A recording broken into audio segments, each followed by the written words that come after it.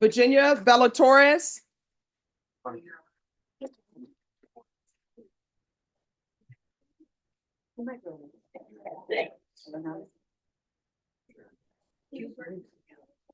Your Honor, this is a sentencing and we have one witness. Okay. Who's the prosecutor on this case?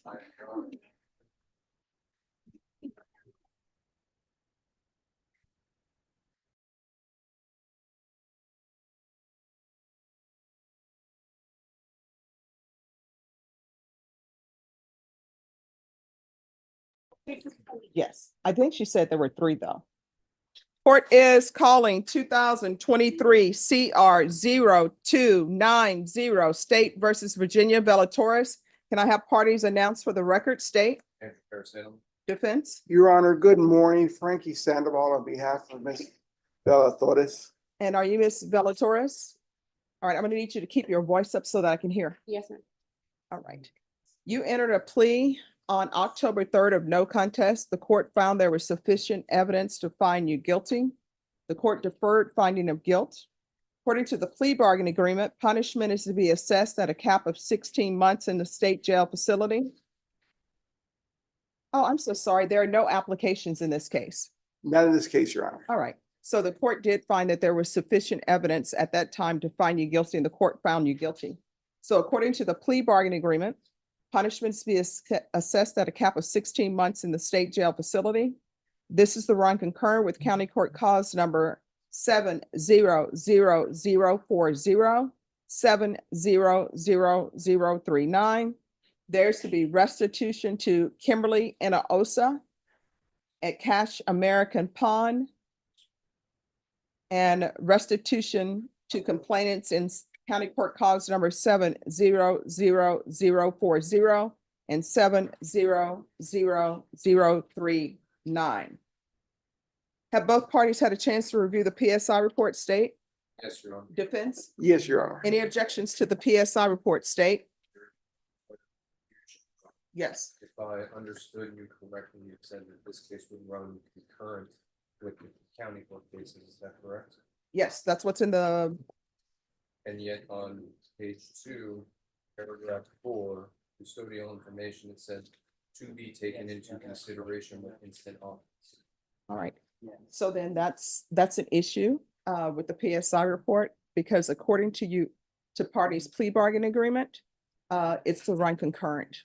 So it's not to be taken in consideration. Understood, Your Honor. All right, unless y'all decide to change it and say you would like it taken in consideration. Your Honor, the agreement was to run concurrent. We had the misdemeanors. All right, so State, any other objections to the PSI report? None of which I am aware at this time, Your Honor. Defense, any objections to the PSI report? No, Judge. Any objections to the TAP evaluation? State? No, Your Honor. Defense, any objections? No, Your Honor, only a point of clarification with respect to motivation. In my discussions throughout my representation, Ms. Bellatorres, her goal is to better her life and is motivated in doing so. She's not an expert with respect to treatment and recovery that may be available or diagnosis. So if what may have appeared to be a lack of motivation was not her intent. All right, and you have witnesses? Yes, Your Honor. All right, you may call your first witness. I'd like to call Ms. Angelina Torres. Angelina Torres, if you'll come forward, please.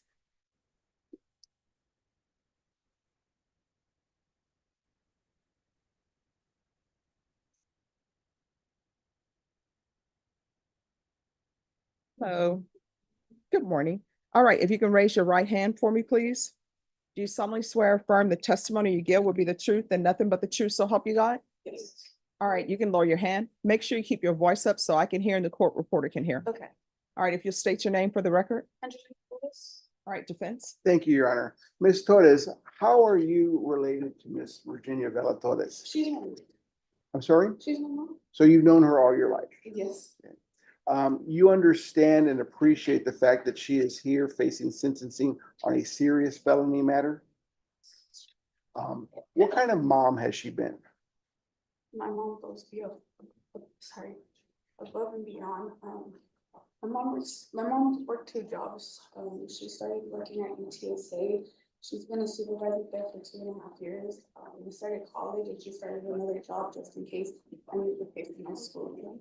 And would it be fair to say that there has been some time between the occurrences that gave rise to this case and now?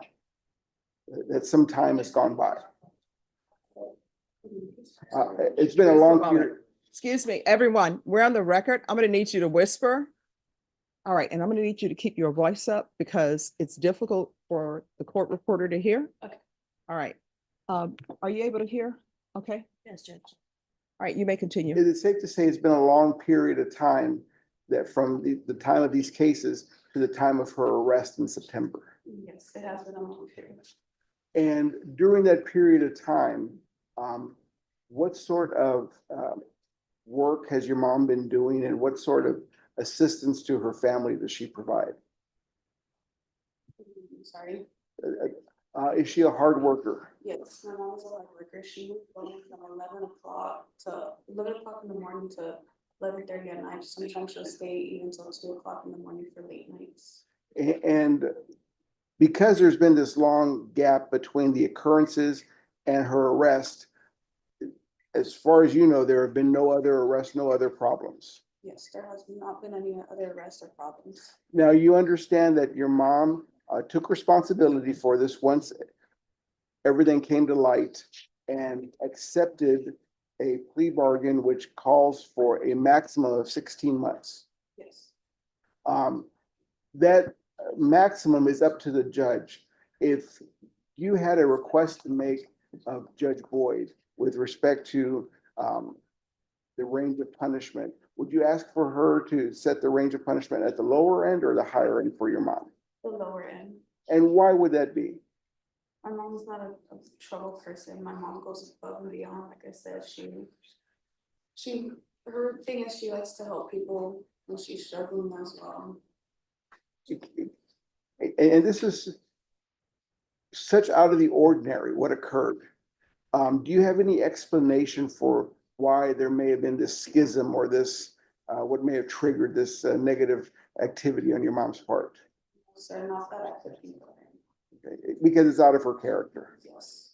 No further questions, Your Honor. Any questions? No, Your Honor. All right, thank you so much for coming in.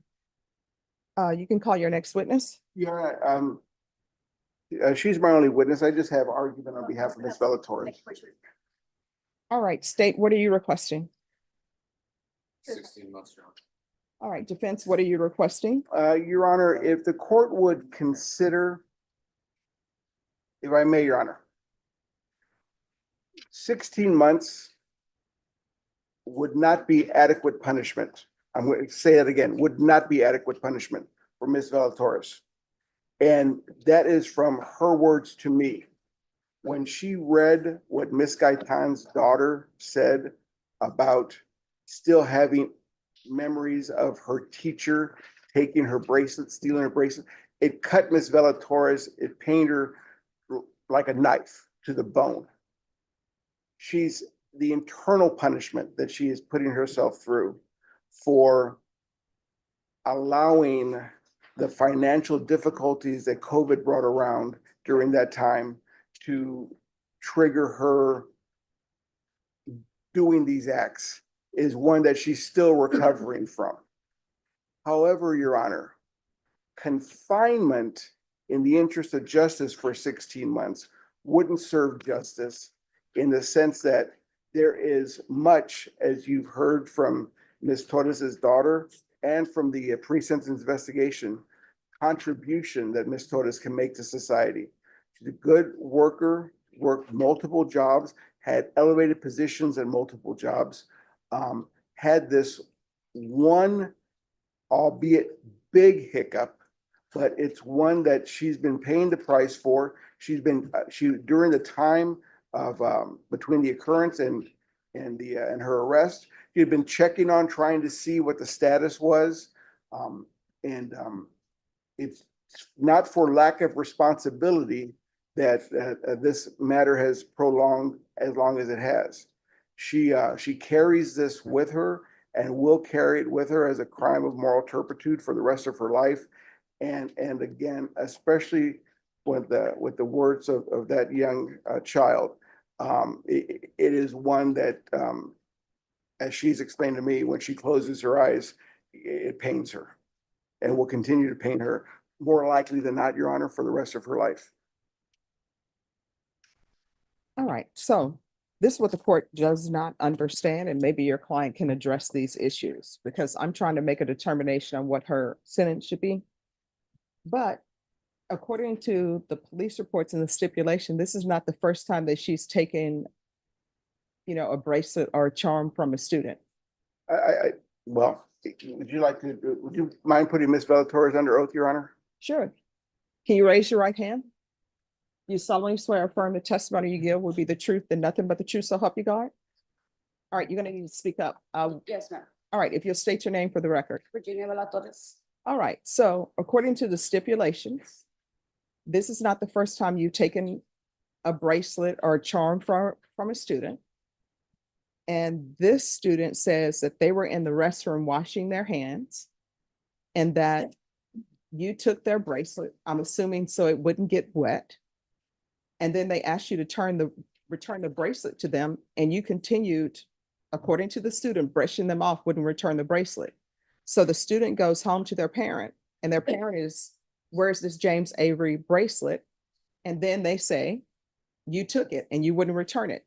And then there's this big thing where you called into the office and they say that you broke down crying, saying that you didn't take the bracelet. And of course, they have videos everywhere. They show this student going into the restroom and they say it's plain to see that she had her bracelet. And then they show you going into the restroom. And then she comes out and they say they see the student drinking from a water fountain, and that student no longer has her bracelet. And so the student is saying she kept asking you to return her bracelet and you kept brushing her off. And then there is someone else, according to the stipulations, that they're saying you also took their child's charm. So explain. It was just a rough patch during COVID. Our hours were cut short. I wasn't working very many hours. My husband's disabled, gets a monthly check. Just to make ends meet, I found it easy to do that. But then it's like, how old was this child? All right, she's 5 years old. You're an adult and she's saying that she wants her bracelet back. And you're just telling her you're not giving it back to her. I don't understand at what point in your mind would you have been thinking, maybe you would have been like, oh my gosh, I really need to return this bracelet to her. But you just, I was at the time, but you just kept brushing off a 5-year-old. What did you think was going to happen? Her family was going to think that she lost the bracelet and probably punish her for losing the bracelet while you have taken her bracelet and then pawned it? I just figured they would think, they would just You lost. just figured what? They would just assume she had lost it. And then people would think that, you know what, we're not gonna get her any bracelets anymore because she's not ready to have a bracelet because she's constantly losing items. And then at some point you would think that maybe your conscience would click in when you see the little girl comes there and they're there with their mother and they're accusing you of taking the bracelet. Then you went to the crying part saying you didn't take it. Was that all acting on your part, the crying, I didn't take No, I it? just didn't know how to admit that I had pawned it. Okay, all right. Any questions? Did you find yourself, Ms. Velatorez, just for clarification to the court, did you find yourself having crossed a bridge that you did not know how to get back across? Yes, I did. And if you had the knowledge or the insight or the foresight as how to correct it, would you have done so? Yes, sir, I would have. But by this time, it was just the Yeah. bridge too far had been taken. Yes, I didn't have enough time to be able to get it back out and return it. Like find a way to say I found it while cleaning, or it was in toys or in between something and return it. I didn't have enough time. And as you've described to me, this is a punishment that you're dealing with and it almost with every breath that you're taking. Yes, because being a childcare provider or teacher was my passion for my career. And because of the stupidity that I did, I could never go back to that career again. Thank you, Your Honor. No further questions. All right, any questions, state? No. All right.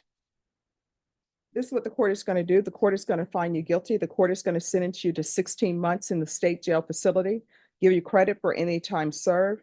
This is run concurrent with 70040, 70039, restitution, if any, to Kimberly and Osa, and also the Cash America Pond. And there's to be no employment as a child care provider. Did you review the document entitled Trial Court Certification of Defendant's Rights to Appeal with your attorney? And did you understand it? Yes.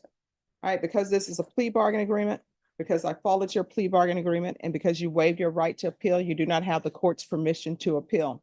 Because this is a felony conviction, you're not allowed to own or possess any weapons or ammunition.